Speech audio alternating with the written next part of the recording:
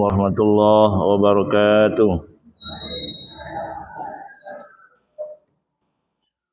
Alhamdulillah wassalatu wassalamu ala Rasulillah wa ala alihi wa ashabihi wa mawalah.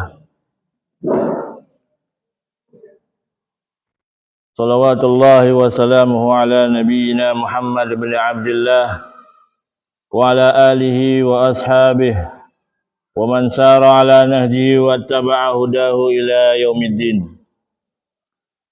Wa qala ta'ala ya ayyuhalladzina amanu ittaqullaha haqqa tuqatih wa la tamutunna illa wa antum muslimun. Wa qala aidan ya ayyuhalladzina amanu ittaqullaha wa qulu qawlan sadida yuslih lakum a'malakum wa yaghfir lakum dhunubakum wa may yuti'illaha wa rasulahu faqad faza fawzan 'azima. Amma ba'd, fa inna asdaqal hadisi kitabullah wa khairul hadi hadi Muhammadin sallallahu alaihi wasallam wa syarrul umuri muhdatsatuha wa kullu muhdatsatin fid dini bid'ah wa kullu bid'atin dhalalah wa kullu dhalalatin finnar. Ibu-ibu yang dimuliakan Allah Subhanahu wa taala, kembali dan seterusnya kita memuji dan bersyukur kehadirat Allah Azza wa Jalla atas berbagai anugerah dan karunia-Nya kepada kita semua, terutama nikmat iman dan keafiatan. Oleh sebab kedua nikmat tersebutlah kita dimudahkan dan dilapangkan serta diringankan dan dimudahkan untuk melaksanakan berbagai bentuk ibadah dan ketaatan kita kepada Allah Subhanahu wa taala. Dan kita maksimalkan dua nikmat tersebut untuk kita memperbanyak bekal ketakwaan, karena kita sadar bahawa sebaik-baik bekal untuk akhirat kita menghadap Allah Azza wa Jalla adalah ketakwaan. Demikian Allah menjelaskan, wa tazawwadu fa inna khairaz zadit taqwa. Berbekallah, fa inna khairaz zadit taqwa, karena sebaik-baik bekal adalah takwa kepada Allah Subhanahu wa taala. Ibu-ibu yang dimuliakan Allah Subhanahu wa taala,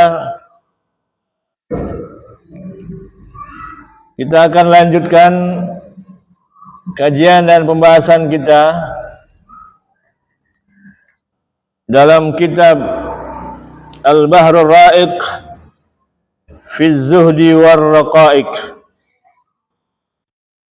kitab yang berkaitan tentang penyucian jiwa, atau dengan istilah lainnya tazkiyatun nafs, mensucikan jiwa. Alhamdulillah, pembahasan kita telah sampai pada an-namimah, yakni adu domba.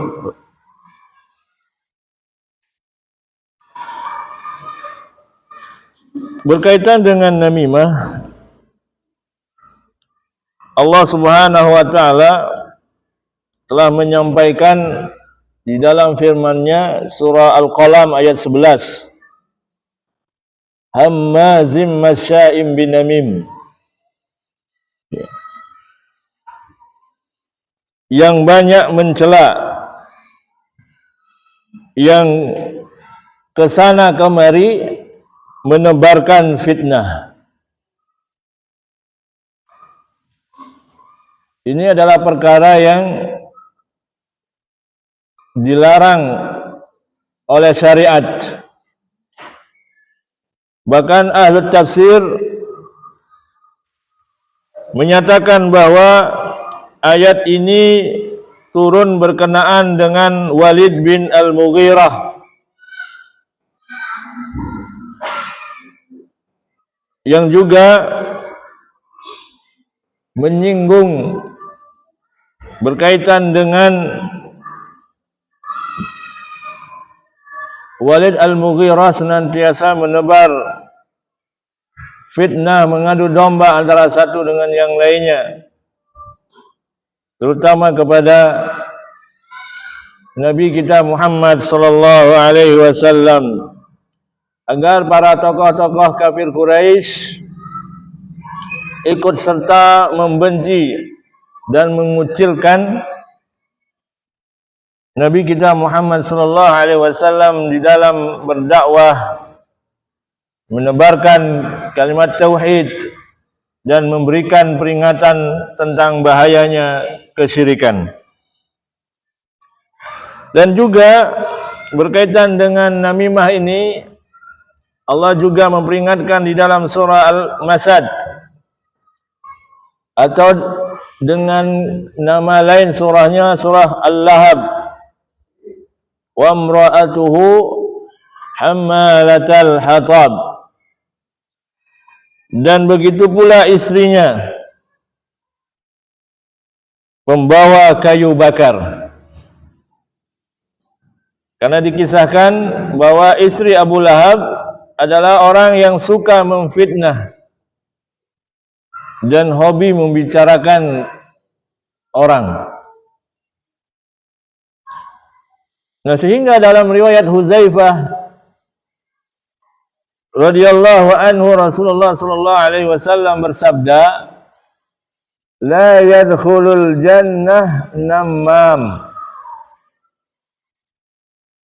tidaklah masuk surga orang yang suka mengadu domba. Maka ketika kita melihat dalil baik dari ayat maupun hadis ini, jelaslah akar dari dosa ini adalah ketidakmampuan seseorang menjaga lisannya, ketidakmampuan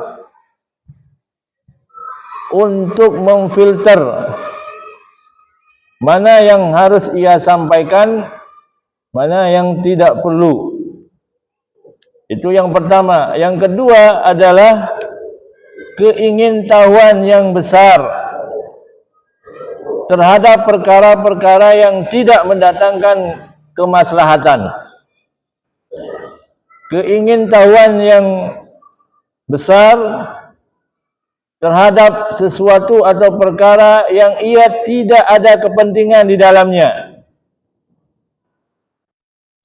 Maka ini dua akar besar yang kalau seorang tidak bisa menjaga dan menghindar dan menjauhkan dirinya, maka akan jatuh kepada perbuatan namimah.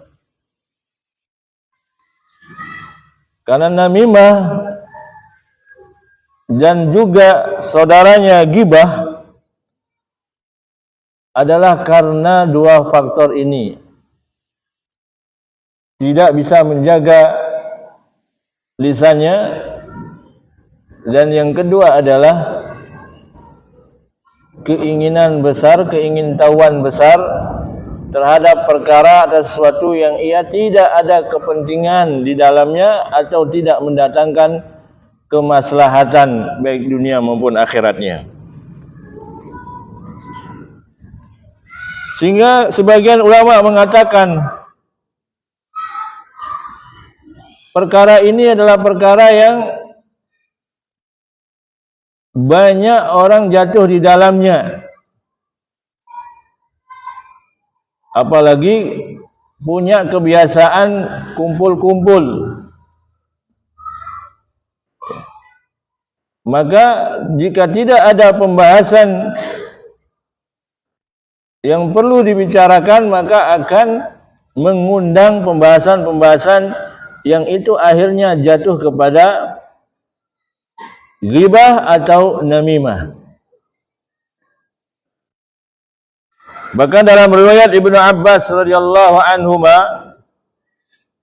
Rasulullah sallallahu alaihi wasallam bersabda, "Marra ala qabrain." Nabi melewati dua kuburan. Waqala, beliau berkata, "Innahuma yu'azzabani." Saat Nabi melewati dua kuburan, beliau mengatakan sesungguhnya dua orang ini sedang diazab. Wa ma yu'azzabani fi kabirin. Keduanya disiksa bukan lantaran melakukan dosa besar. Amma aduhuma fakana yamshi bin namimah. Salah satu di antara dua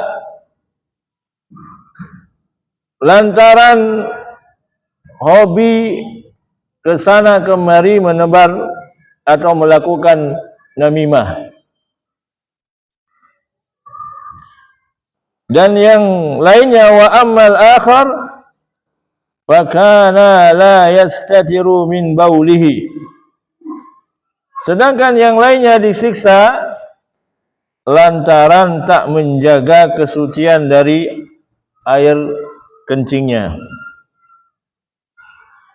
atau terkena percikan air kencingnya.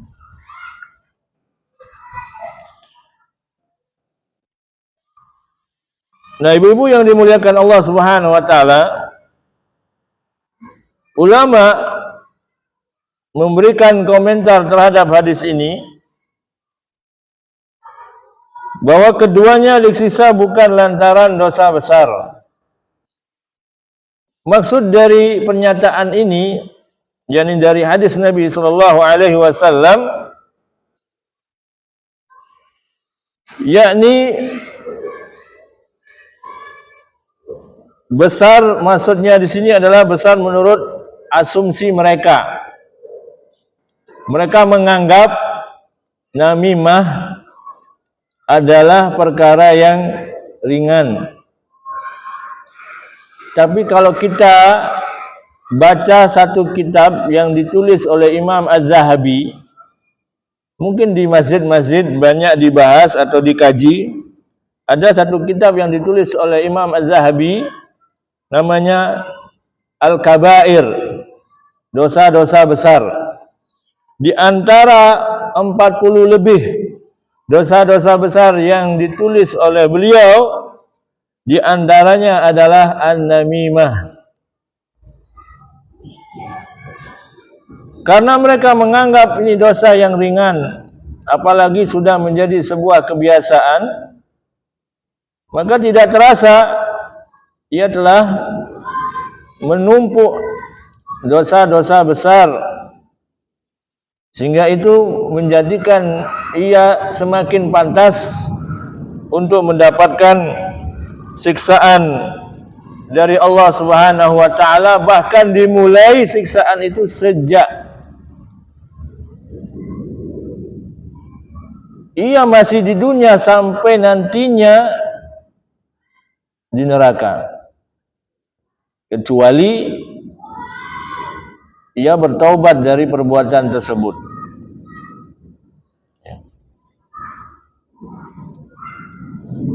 Dan di riwayat yang lainnya disebutkan pula Nabi sallallahu alaihi wasallam bersabda, "Ala ukhbirukum bi syirarikum." Maukah kalian, wahai para sahabat, aku beritahu tentang orang terjelek, terburuk di antara kalian? Qalu bala. Para sahabat menjawab, iya. Maka beliau Rasulullah sallallahu alaihi wasallam bersabda, al-masya'una bin namimah. Orang yang terburuk, orang yang terjelek di antaranya adalah yang pertama, masya'una bin namimah. Orang yang berjalan sambil mengadu domba. Orang yang berjalan ke sana kemari menebarkan fitnah untuk mengadu domba. Kemudian yang kedua adalah al-mufarriquna bainal ahibbah. Orang yang memisahkan orang-orang yang saling mencintai. Dan yang terakhir, al-baghuna al-burra'a al-'anata. Orang yang zalim yang mengobral atau menebar aib. Ibu-ibu yang dimuliakan Allah Subhanahu wa taala, ini ungkapan khabar, pemberitahuan Rasulullah sallallahu alaihi wasallam agar kita ketahui dan kemudian mengambil sikap berhati-hati agar tidak masuk pada golongan orang yang disampaikan oleh Rasulullah sebagai syirar, orang yang terjelek, orang yang terburuk. Yani di antaranya adalah yang berjalan sambil menebar fitnah untuk mengadu domba. Lebih-lebih di zaman sekarang, semakin banyak orang dengan mudah menebar fitnah, mengadu domba antara satu dengan yang lainnya. Kadang dikemas dalam kemasan yang baik, kemasan yang kelihatan sopan, tapi sejatinya dalam rangka untuk memfitnah yang akhirnya akan mengadu domba antara satu dengan yang lainnya. Entah itu antara suami dengan istri, antara guru dengan muridnya, juga sebaliknya. Dan ini pun banyak terjadi di masa-masa ini. Ibnu Mas'ud radhiyallahu an pernah berkata, ala unabbi'ukum mal 'iddah iyan namimah al-qalatu bainan nas. Perhatikanlah, atau maukah kalian aku beritahukan apa itu al-'iddah? Al-'iddah adalah an-namimatu al-qalatu bainan nas, yakni fitnah berupa omongan yang buruk yang tersiar atau disebarkan di antara manusia. Syariat mengajarkan kepada kita semua bahwa ketika kita mendengar, baik sengaja atau tidak sengaja mendengar aib saudara kita, kita diminta untuk menutup aib tersebut dan tidak menebarkan kepada yang lainnya. Lebih-lebih kita tidak ada kepentingan di dalamnya. Apalagi kita menyengaja ingin tahu perkara-perkara yang bukan kita mempunyai kepentingan atau urusan di dalamnya, tapi hanya ingin tahu saja. Padahal dalam hadis Nabi telah diperingatkan, min husnil islamil mar'i tarkuhu ma la ya'nihi. Bentuk dari kebaikan Islamnya seseorang adalah tarkuhu ma la ya'nihi, meninggalkan perkara-perkara yang tidak bermanfaat. Ibu-ibu yang dimuliakan Allah Subhanahu wa taala, tidak semua hal harus kita ketahui. Sebagaimana tidak semua hal harus kita sampaikan. Terkadang ketidaktahuan kita lebih menenangkan hati dan pikiran kita. Dan tidak semua hal kita sampaikan justru itu akan lebih menyelamatkan diri dan kehidupan kita. Maka seyogyanya, sepantasnya kita selaku seorang muslim, seorang mukmin dan mukminah betul-betul menjaga perbuatan, termasuk di dalamnya adalah perbuatan lisan kita. Karena jangan sampai kita masuk dan jatuh dalam dua perkara yang sangat besar, yakni perkara ghibah dan an-namimah. Ibu-ibu yang dimuliakan Allah Subhanahu wa taala, mari kita perhatikan bagi orang yang diadu domba, hendaknya ia melakukan 6 hal. Wa man naqalat ilaihi namimah alaihi sittatu umurin. Bagi orang yang diadu domba, hendaknya ia melakukan 6 hal. Yang pertama, alla yusaddiqun namam, tidak percaya terhadap orang yang mengadu domba. Tidak mudah percaya dengan informasi berita yang dibawakan oleh orang yang mengadu domba atau melakukan namimah. Li'anna an-namam fasiqun, karena orang yang melakukan namimah, mengadu domba, menebar fitnah adalah orang fasik. Maka berlakulah firman Allah Subhanahu wa taala dalam surah Al-Hujurat ayat 6, ya ayyuhalladzina amanu, wahai orang-orang yang beriman, in ja'akum fasikun binaba'in fatabayyanu, jika datang kepadamu orang fasik membawa suatu informasi, suatu berita, fatabayyanu, maka cross checklah, maka periksalah dengan teliti, antusibu qauman bijahalah, agar kamu tidak tertimpakan suatu musibah kepada suatu kaum tanpa mengetahui keadaannya. Terkadang bagian orang begitu mudah mempercayai, bahkan meyakini akan informasi atau berita, padahal belum betul-betul mengetahui sumber daripada berita tersebut atau informasi tersebut.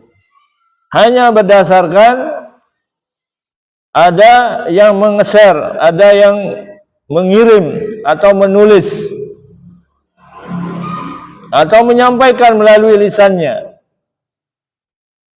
tapi tidak meng-cross check apakah hal itu benar adanya, atau paling tidak mempertanyakan sumber validnya,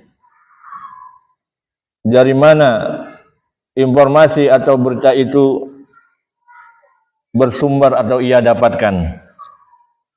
Ini yang pertama yang perlu dilakukan agar tidak mudah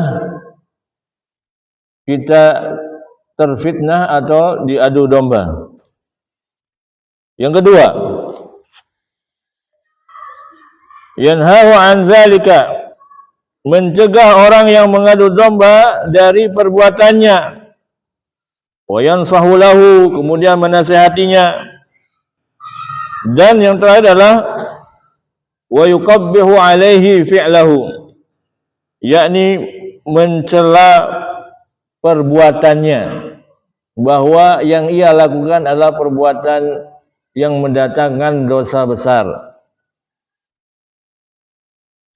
Dan ini mestinya yang kita lakukan ketika ada yang menceritakan keburukan, aib di hadapan kita, mestinya kita menegurnya atau memberhentikannya, atau membicarakan tema yang lainnya atau hal yang lainnya. Tidak meneruskan membicarakan keburukan atau aib saudaranya. Bukan malah menimpali atau malah menginterogasi, banyak bertanya untuk menggali keburukan dan aib saudaranya. Ya, maka sekali lagi ibu-ibu yang dimuliakan Allah Subhanahu wa taala, subhat atau perkara yang bisa merusak kalbu kita itu adalah ketika kita memasukkan informasi berita yang tidak bermanfaat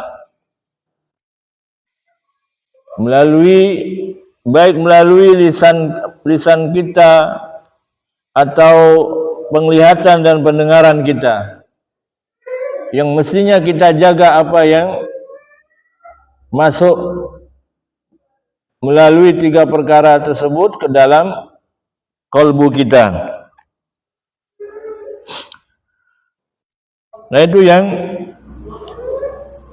yang kedua. Kemudian yang ketiga yang perlu dilakukan adalah wa yubghiduhu fillah fa innahu baghid 'indallah. Membencinya karena Allah, sebab perbuatan tersebut dibenci Allah. Karena itu perbuatan yang dibenci Allah, sepatutnya kita menjauhinya, dan bila ada yang melakukannya kita menasihatinya, memperingatkannya agar tidak melakukan perkara yang itu mendatangkan kemurkaan Allah Subhanahu wa taala, dan itu membahayakan sebenarnya kelak nantinya di akhirat. Jangan sampai kita menjadi hamba yang bangkrut,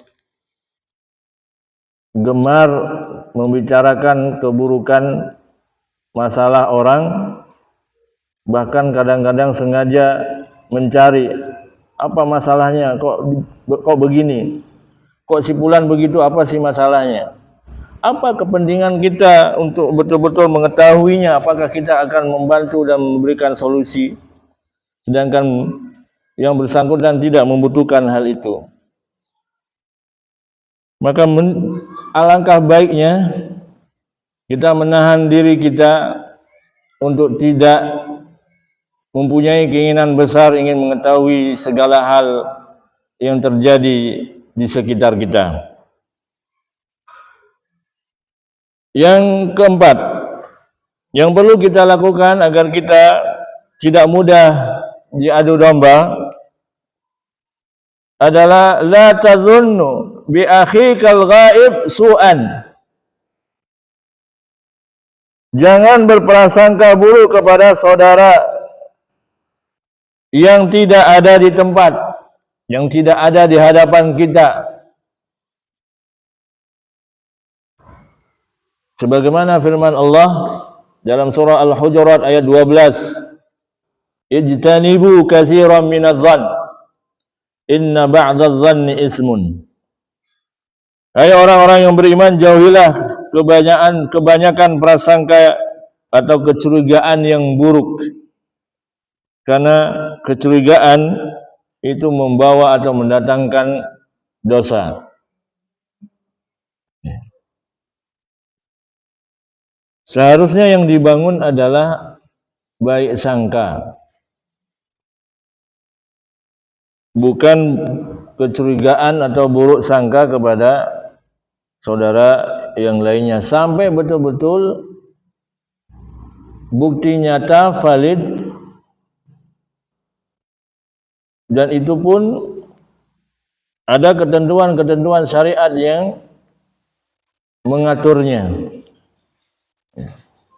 Bukan sembarangan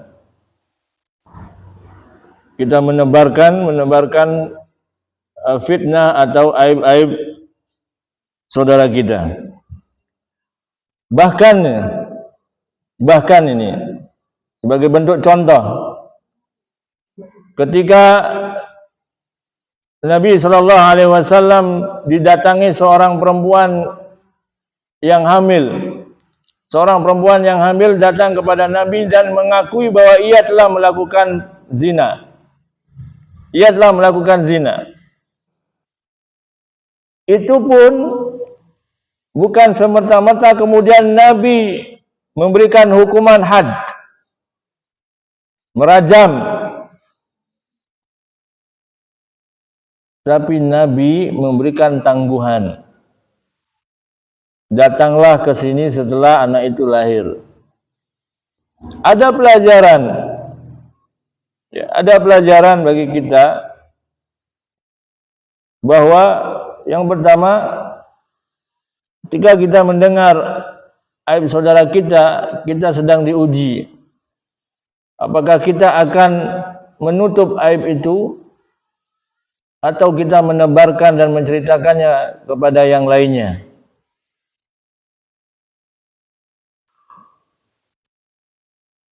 Yang kedua, jangan merasa aman ketika kita mengetahui aib saudara kita. Karena kelak di kemudian hari Allah akan menguji ketika kita ada masalah dengan orang yang kita tahu aibnya. Apakah kita akan tetap merahasiakan dan menutup aibnya, atau sebaliknya kita akan menebarkannya atau menyiarkannya?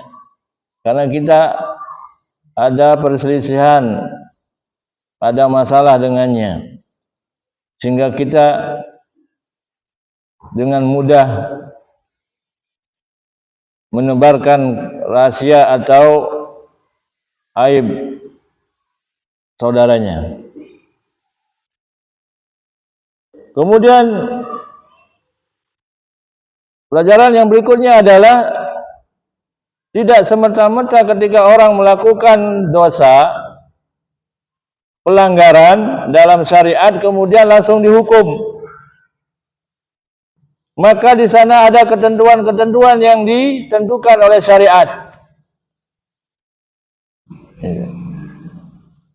Termasuk ketika menuduh saudaranya melakukan misal perzinahan, maka itu harus mendatangkan saksi.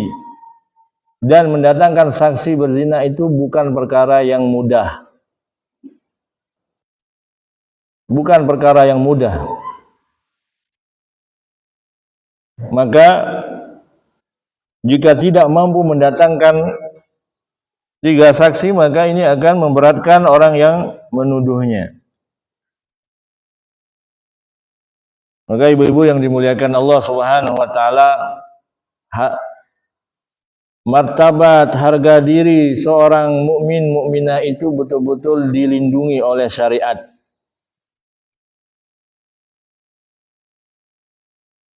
Sehingga meskipun ia melakukan kesalahan, tidak semerta-merta kemudian kita boleh menghinanya, membulinya, menebarkannya ke sana kemari. Dan ini adalah perkara yang sangat besar. Kemudian berikutnya, yang kelima yang perlu kita lakukan adalah la yahmiluka ma hakalaka ala tajassusi wal bahsi litahaqquqi minhu. Apa yang diceritakan kepada kita jangan sampai menyebabkan kita melakukan penyelidikan dan mencari tahu apa benar apa yang dia katakan, apa benarkah apa yang dia ceritakan. Maka dalam hal ini mengabaikan apa yang diceritakan itu lebih selamat dan menenangkan ketimbang disibukkan untuk mencari kebenarannya. Bahkan dalam sebuah riwayat ada seorang tabi'in mengatakan kepada yang lainnya, jangan engkau ceritakan seseorang yang berbicara buruk kepadaku. Biarkan agar aku tetap bisa berbuat baik kepada siapapun. Ya. Karena ketika kita disibukkan dengan hal itu, itulah yang akan menjadi penyakit bagi kita. Akhirnya tumbuhlah benih-benih kebencian dan permusuhan. Dan itu yang diinginkan oleh yang mengadu domba. Ya. Padahal kalau kita abaikan, kita tak peduli dengan apa yang disampaikan, apalagi kita paham dan mengerti bahwa orang ini adalah menebar fitnah dan adu domba, sehingga kita tidak perlu membenarkan apa yang disampaikannya. Yang keenam, yang terakhir yang perlu kita lakukan adalah la turdi li nafsika.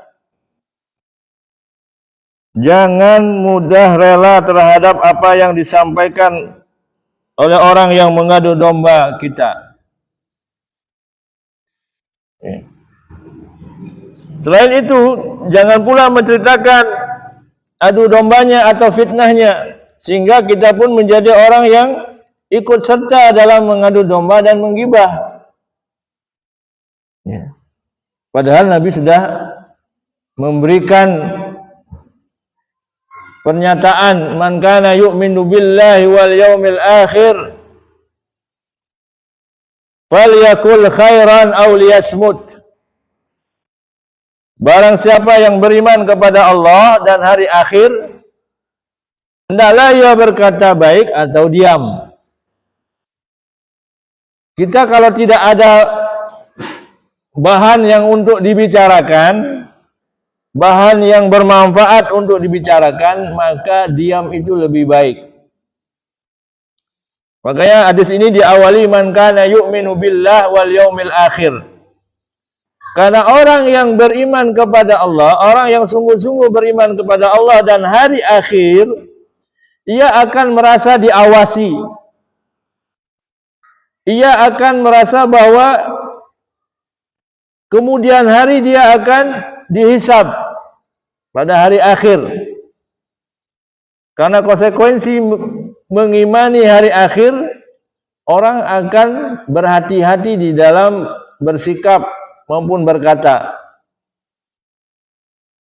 Karena setiap apa yang disampaikan dari lisannya, jari jemarinya, perbuatannya, semua itu akan dimintai pertanggungjawaban oleh Allah Subhanahu wa taala kelak pada hari akhir nanti.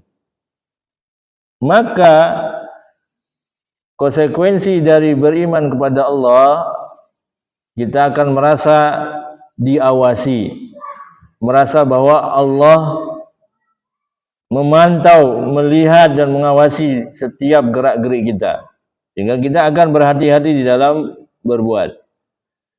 Konsekuensi di antara konsekuensi daripada beriman pada hari akhir adalah orang akan berhati-hati dalam berbuat.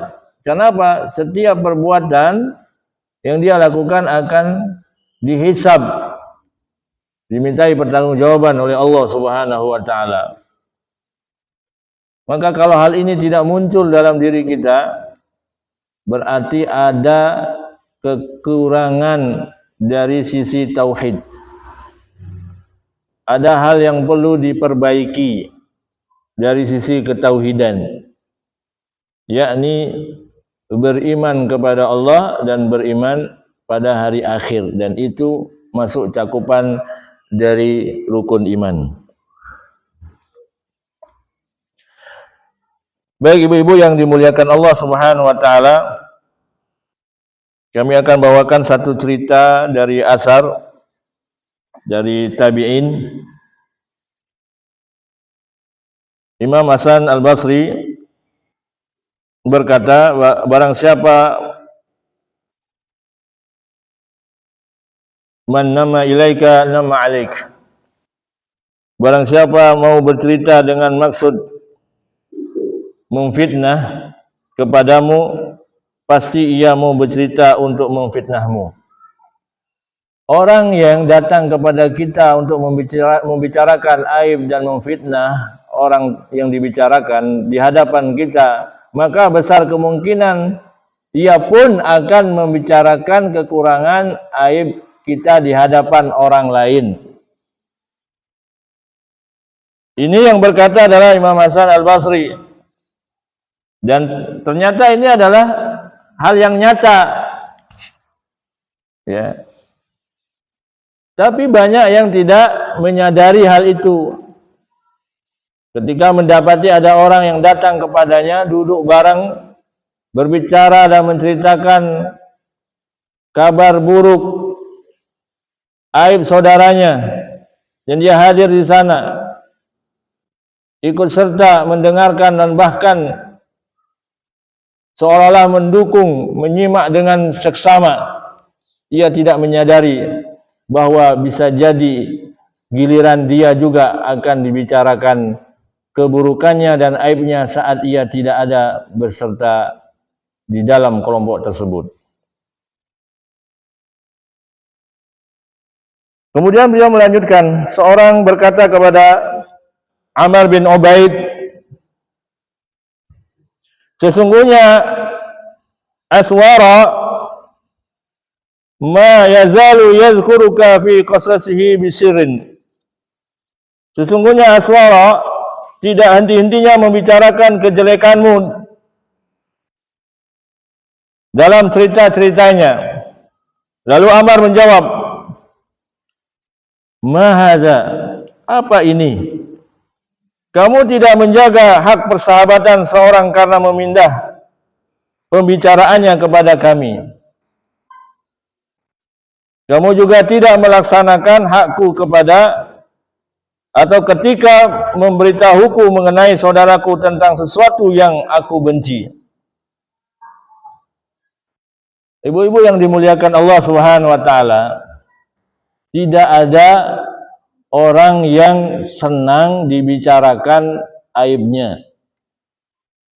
Tidak ada orang yang senang dikatai buruk. Maka sepantasnya ketika kita mendengar ada orang membicarakan keburukan saudara itu, sesama, maka mestinya bukan kita ikut nimbrung untuk mendengarkannya. Ini maksud dari pernyataan Amr bin Ubaid. Kemudian beliau melanjutkan, beritahukan kepadanya bahwa kematian selalu mengelilingi kita. Bahwa kematian selalu mengelilingi kita. Hari kiamat akan menghimpun kita dan Allah Subhanahu wa taala akan memberikan keputusan kepada kita. Dan dialah sebaik-baik zat yang memutuskannya. Beliau memberikan nasihat kepada orang yang membawakan berita buruk dengan pernyataan yang di awal,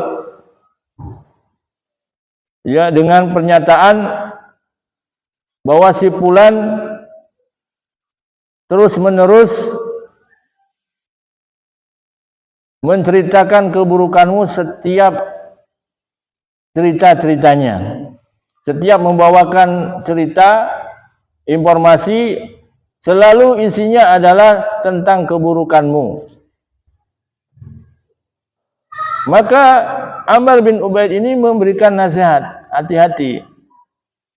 bahwa kematian itu selalu mengelilingi kita.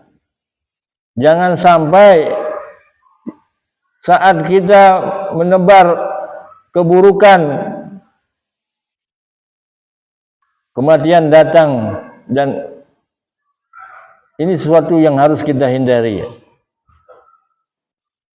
Maka ibu-ibu yang dimuliakan Allah Subhanahu wa taala, begitu besar effort atau upaya yang harus kita lakukan untuk menjaga diri kita, lisan kita, agar jangan sampai kita masuk pada atau terjatuh dalam perbuatan namimah, dan itu adalah termasuk atau tergolong dalam dosa-dosa besar. Kemudian di riwayat yang lainnya bahwa Sulaiman bin Abdul Malik pernah duduk dan di sisinya ada Az-Zuhri. Ini kisah lagi, ada asar kisah lagi. Ada orang yang mendatanginya.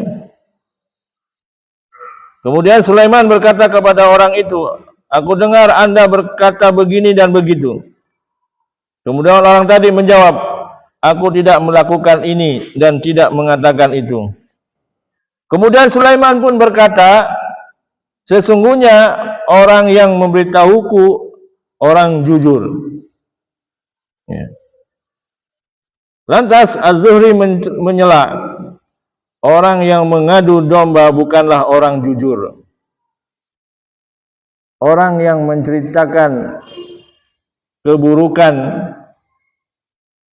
di hadapan saudara-saudara yang lainnya adalah bukan orang jujur, tapi orang yang mengadu domba atau yang menebar fitnah." Lantas Sulaiman berkata, "Sodakta, Anda benar." Kemudian ia berkata kepada orang itu, "Izhab bisalamin, pergilah dengan selamat." Ya. Nah, ibu-ibu yang dimuliakan Allah Subhanahu wa taala, dari riwayat-riwayat yang disampaikan oleh penulis kitab ini, Dr. Ahmad Farid, agar kita betul-betul mengupayakan diri kita agar menjaga lisan dan perbuatan kita. Yang pertama, hindari keingintahuan kita kepada hal-hal yang tidak perlu kita ketahui. Hindari keingintahuan tentang masalah-masalah orang.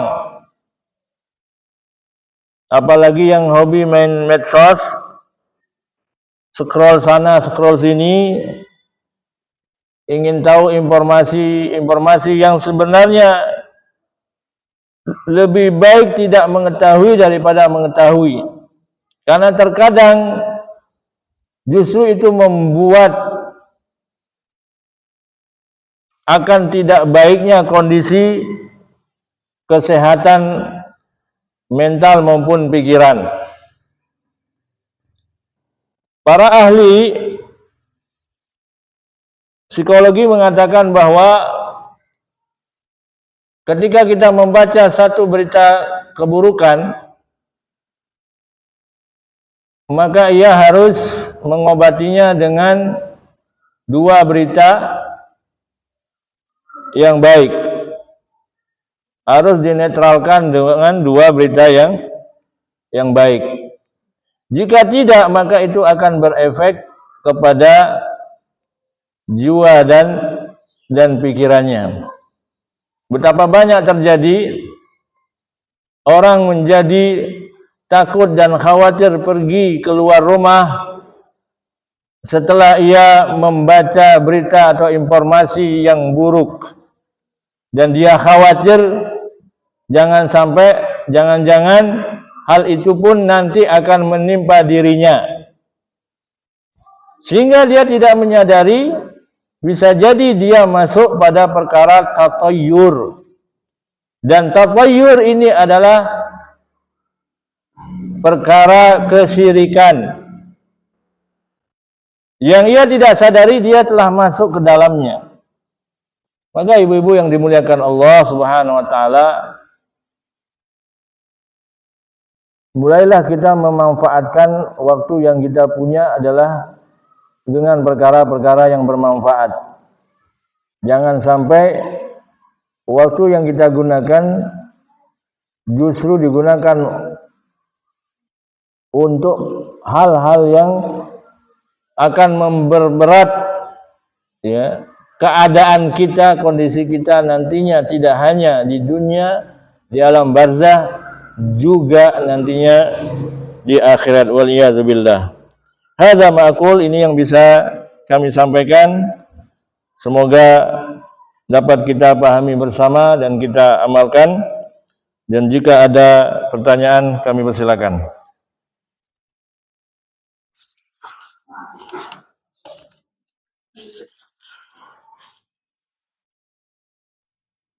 Bismillah.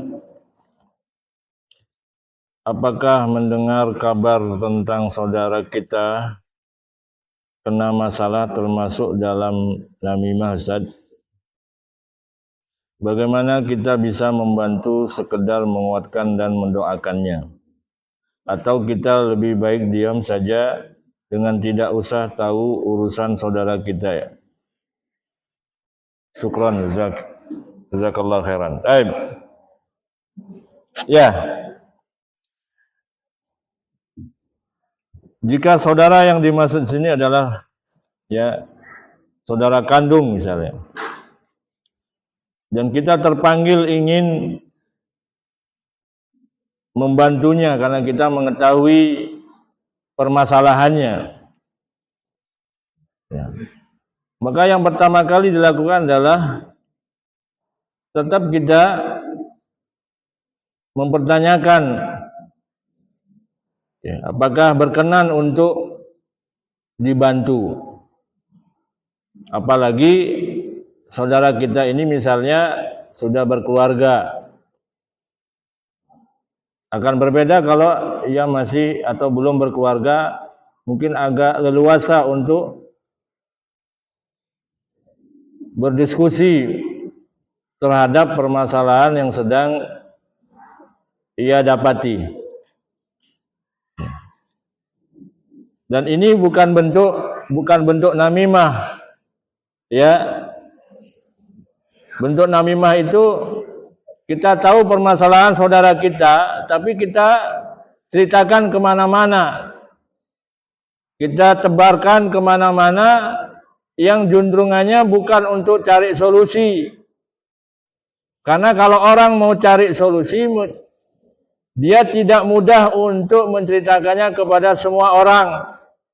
Tapi dia akan cari siapa yang pantas diajak berdiskusi untuk mendapatkan solusi. Bukan setiap ketemu orang, setiap ada perkumpulan dibicarakan apapun alasannya. Karena apa?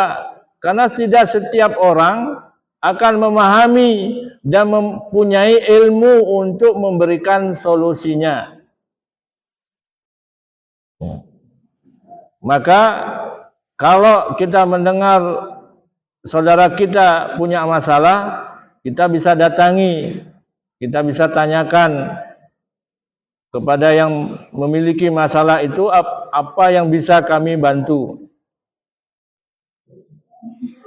Karena terkadang bisa jadi dengan kita menjadi pendengar dari cerita masalahnya, bisa jadi itu sudah meringankan beban masalah yang sedang dideritanya. Tapi jangan sampai yang kita lakukan adalah menyebarkan masalah yang sedang saudara kita alami. Ini yang nanti akan berbentuk ghibah dan namimah. Wallahu ta'ala alam. Yang berikutnya, pertanyaan berikutnya,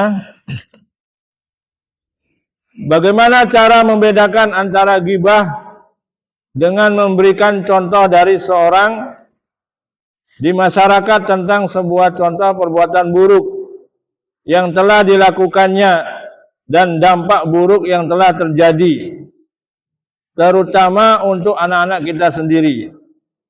Ya tidak perlu menyebutkan dan menunjukkan orangnya. Kita tidak perlu menyebut nama dan menunjukkan orangnya. Itu loh. Jangan seperti si fulan. Jangan seperti tetangga kita.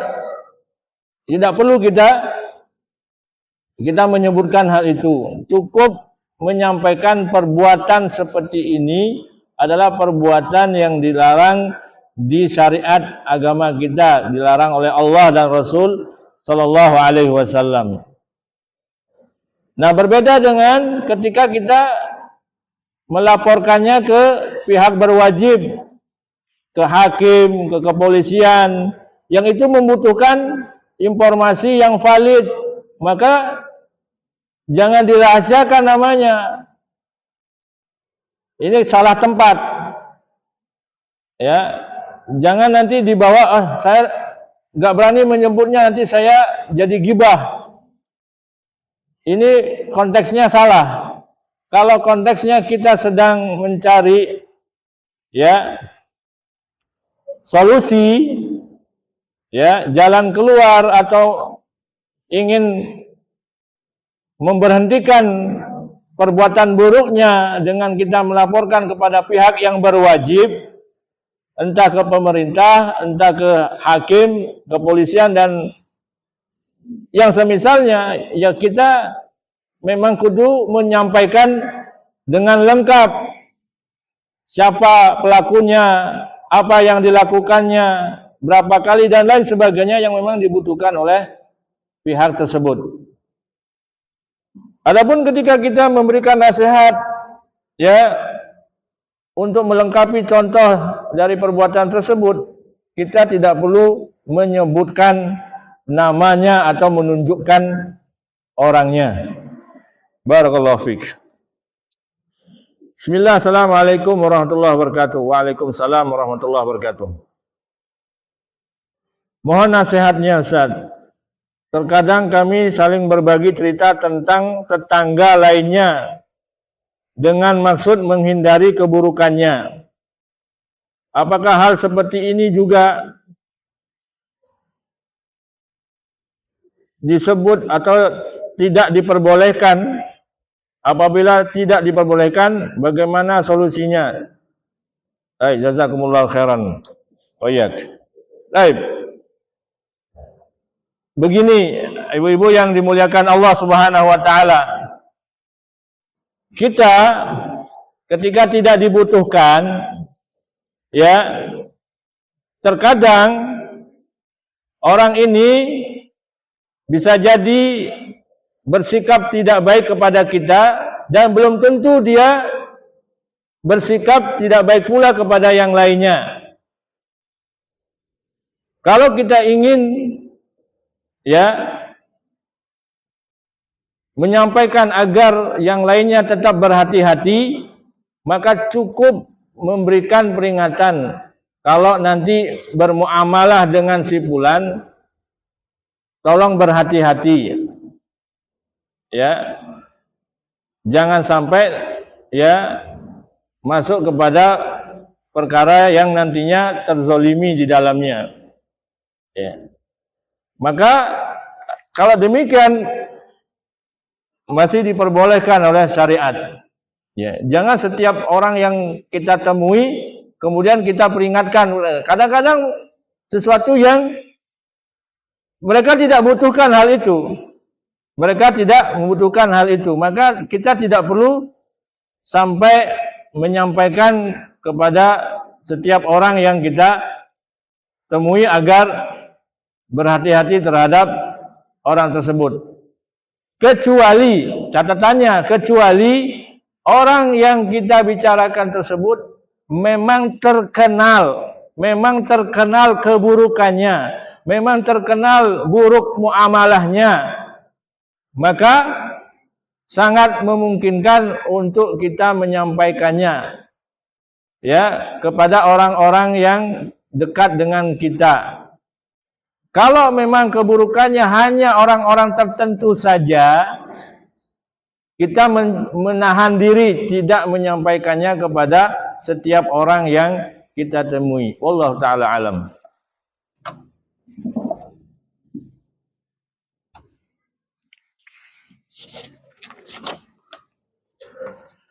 Berikutnya, bismillah. Assalamualaikum warahmatullahi wabarakatuh. Waalaikumsalam warahmatullahi wabarakatuh. Izin bertanya Ustaz, sebagai seorang istri saat berkumpul dan ngobrol dengan suami, kadang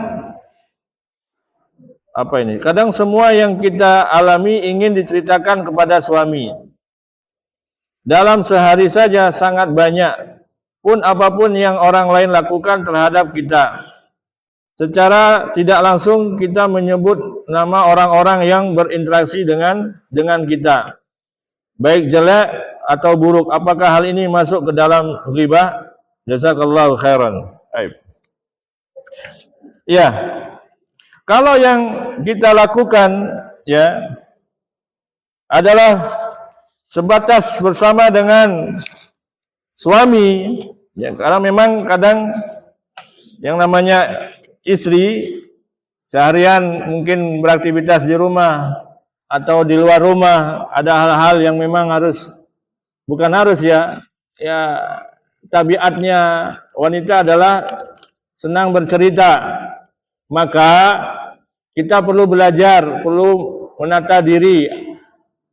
Ada hal-hal yang memang, karena nanti namanya laki-laki, ya, ketika mendengar cerita-cerita semacam itu, di benaknya laki-laki itu selalu akan mencari solusi.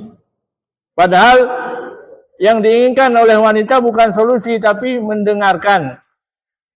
Didengarkan, bukan diberikan solusi. Nah, maka kalau sesuatu itu adalah hal yang penting untuk dibicarakan atau disampaikan, maka silakan disampaikan. Kalau memang perkara itu perkara yang ya sekedar diketahui, maka seyogyanya untuk menahan diri agar tidak kelepasan, sehingga kadang-kadang tidak disadari apa yang nampak atau kita dengar itu belum tentu benar adanya. Maka seyogyanya kita belajar untuk memilih-milih mana yang perlu kita ceritakan, mana yang tidak.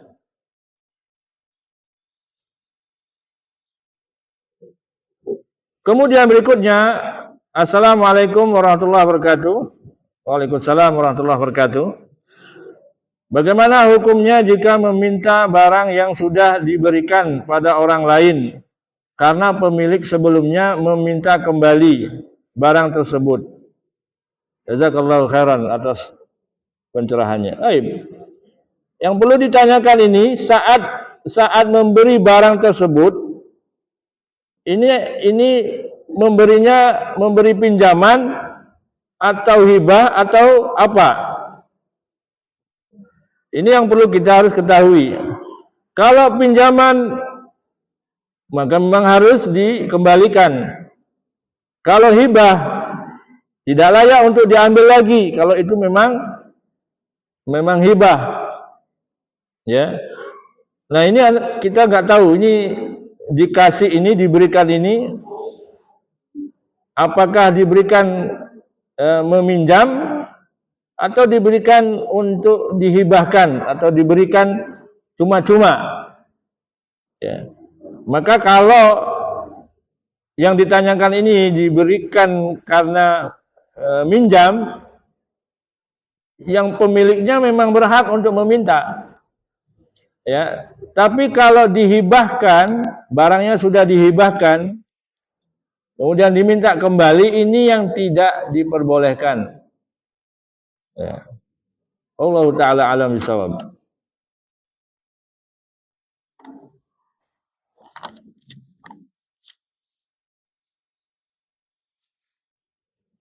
Baik, jika tidak ada pertanyaan lagi, kami akhiri dengan doa kafaratul majlis. Subhanakallah wa hamdika Asyhadu an la ilaha illa anta astaghfiruka wa atubu ilaik. Assalamualaikum warahmatullahi wabarakatuh.